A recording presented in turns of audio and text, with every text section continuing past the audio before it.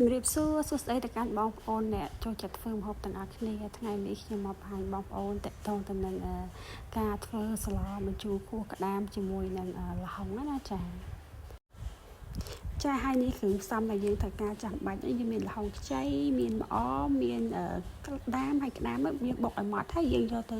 ស្រោះវាយកទៅទឹកវាហើយកាក់យើងបោះវាចោលទៅចានេះយើងបុកទៅបានប៉ុណ្ណឹងយើងប្រើក្តាមប្រហែលជាកន្លះគីឡូណាចាអញ្ចឹងបន្ទាប់ពីយើងរៀបចំគ្រឿងផ្សំរួចហើយឥឡូវយើងមកដាំទឹកស្លម្ដងអញ្ចឹងទឹកដែលយកមកស្លហ្នឹងគឺយើងប្រើទឹកតែបន្តិចសិនបានហើយកុំប្រើច្រើនពេកចាហើយបន្ទាប់មកទៀតយើងប្រើអាទឹកដែលយើងច្បាច់សាច់ក្តាមហ្នឹងយើងក៏ប្រើចំនួនតិចតួចដែរយើងអាចដាក់ទាំងអស់ទេដាក់បន្តិចសិនមកបានហើយ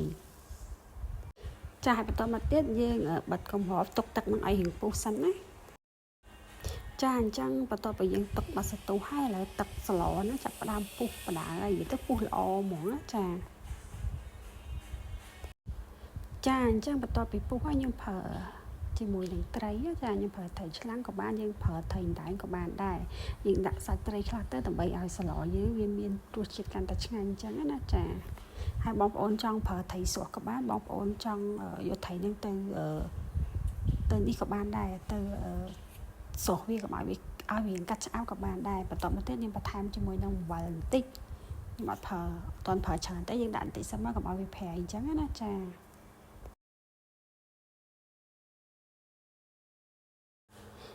អញ្ចឹងបន្ទាប់ពីយើងដាក់អំបិលហើយឥឡូវយើងបង់ជាមួយនឹងល្ហុងខ្ចីចាអញ្ចឹងបន្ទាប់ពីបង់ល្ហុងរួចហើយយើងចាប់ផ្ដើមយកមកកូរវាញោមតិចទៅដើម្បីឲ្យវាឆាប់ទន់អញ្ចឹងណាចាបន្ទាប់មកទៀតយើងយកគម្របយើងនឹងយកមកគ្របវាសិនមកចាហើយនេះតាគៀបក្តាមណាខ្ញុំបុកទៅខ្ញុំទុកពីសម្រាប់ដាក់ទឹកស្លចាអញ្ចឹងបន្ទាប់ពីយើងគ្របគម្របទុកមកសន្ទុះហើយឥឡូវយើងមកចាប់ផ្ដើមបង់គ្រឿងបន្តទៀតចាដំបូងហ្នឹងខ្ញុំដាក់បន្ទាប់ពីអំបិលហ្នឹងគឺមានអំបិលទុំហ្នឹងយើងដាក់តែបន្តិចបានហើយបងប្អូនដាក់បន្តិចសិនមកបងប្អូនចង់ញ៉ុំចាននឹងក្រៅក៏បានដែរប៉ុន្តែពេលញ៉ុំចានក្រៅប្រើអំបិលច្រើនអញ្ចឹងខ្ញុំដាក់ក្នុងទឹកស្លទៅយើងប្រើអំបិលតិចជាងអត់សូវចុះអំបិលទុំអញ្ចឹងណាចាអញ្ចឹងបន្ទាប់មកទៀតហ្នឹងទឹកក្តាមដែលយើងបានសម្បាច់ហើយហ្នឹងយើងយកវាមកចាក់ចូលក្នុងឆ្នាំងមកណាចាដោយសារតែបន្លែរបស់យើងហ្នឹងគឺវាផុយហើយអញ្ចឹងយើងអាចដាក់ចូលបានចាហើយពេលយើងដាក់ចូលហ្នឹងគឺយើងអត់ទុកយូរទេបងប្អូនណាយើងទុកតែមួយពុះទេយើងបិទភ្លើងបានហើយបើយើងទុកឲ្យវាឆ្អិនយូរពេកទឹកក្តាមយើងហ្នឹងទៅជាសងាមលែងមានជាតិលែងមានរសជាតិឆ្ងាញ់ហើយចាបន្ទាប់មកទៀតយើងចាប់ផ្ដើមកូរវាបន្តិចមកណាចាដោយសារតែស្លរបស់ខ្ញុំនេះវារៀងស្ទើរទឹកកាកច្រើនអត់សូវមានទឹកអញ្ចឹងខ្ញុំឆ្លៀតបន្ថែមទឹកបន្តិចទៀតទៅដើម្បីឲ្យវាសមស្របជាមួយសាច់ហើយនឹងបន្លែដែលយើងប្រើហ្នឹងណាចាហើយយើងកូរវាបន្តទៀតមកចា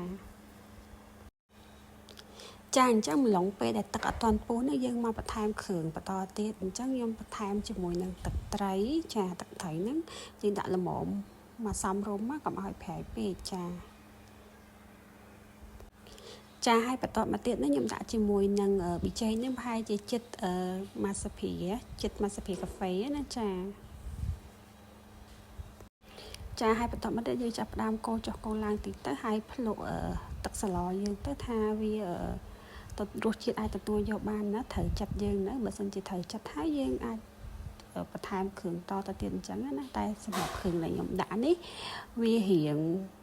ល្មមរបស់ខ្ញុំហើយប៉ុន្តែគ្រាន់ថាវារៀងផ្អែមបន្តិចដោយសារតែអំពិលហ្នឹងវារៀងផ្អែមអញ្ចឹងណាចាប៉ុន្តែរសជាតិអីប្រៃអីល្មមមួយមាត់ខ្ញុំហើយខុសតែវារៀងផ្អែមបន្តិចចាអញ្ចឹងស្លយើងវាឆ្អិនហើយនិយាយទៅវាឆ្អិនហ្មងមិនមែនរៀងឆ្អិនទេហើយខ្ញុំដួសមកកូនចានទុកសម្រាប់គ្រួសារខ្ញុំអញ្ចឹងណាចាខ្ញុំអត់ទាន់បង់បងអីទេអញ្ចឹងពេលខ្ញុំដួសហើយបានខ្ញុំបង់តាមក្រោយទៀតសម្រាប់ខ្ញុំហូបខ្លួនឯងអញ្ចឹងណាចាឥឡូវខ្ញុំដួសទុករួចរាល់ហើយសម្រាប់ឲ្យគ្រួសារខ្ញុំពេលគាត់មកអញ្ចឹងខ្ញុំបង់ ឲ្យគាត់តាមក្រោយទៀតទៅនេះខ្ញុំញ៉ាំខ្លួនឯងឥឡូវគឺខ្ញុំបង់ម្អមចូលតែម្ដងហើយបងប្អូននៅពេលដែលយើងបង់ម្អមចូលទៅគឺឲ្យសឡយើងកាន់តែមានរសជាតិឆ្ងាញ់ហើយឈ្ងុយម្អមតែម្ដងចាអញ្ចឹងបើសិនជាបងប្អូនឃើញវីដេអូនេះហើយចង់ធ្វើញ៉ាំអាចធ្វើតាមវិធីខ្ញុំបានហើយបើបងប្អូនអត់ចង់ប្រើទឹកត្រីទេបងប្អូនអាចបង់ប្រហុកបានអញ្ចឹងនៅពេលដែលទឹកពុះបងប្អូនបង់ប្រហុកទៅរួចរាល់ហើយចាទឹកពុះនៅពេលដែលទឹកយើងពេលយើងដាក់ទឹកបន្តិចហើយយើងដាំពុះហើយយើងដាក់ផុកជ្រំវាចាហើយមុនហ្នឹងខ្ញុំភ្លេចប្រាប់បងប្អូនទៅហ្នឹងខ្ញុំភ្លេចខ្លាញ់ក្តាមឥឡូវខ្ញុំដាំអមហើយឥឡូវខ្ញុំដាក់ខ្លាញ់ក្តាមតាមក្រោយវិញក៏អត់មានបញ្ហាដែរនៅតែឈ្ងុយនៅតាមមានរសជាតិឆ្ងាញ់អញ្ចឹងពេលដែលយើងដាក់ខ្លាញ់ក្តាមទៅធ្វើឲ្យទឹកសឡយើងវាតែដាក់ខ្លាញ់ហ្នឹងរឹតតែឈ្ងុយហើយរឹតតែឆ្ងាញ់ទៀតអញ្ចឹងបើសិនជាបងប្អូនចូលចិត្តកុំភ្លេចធ្វើញ៉ាំទាំងអស់គ្នាអរគុណច្រើនសម្រាប់ការទស្សនាវីដេអូនេះ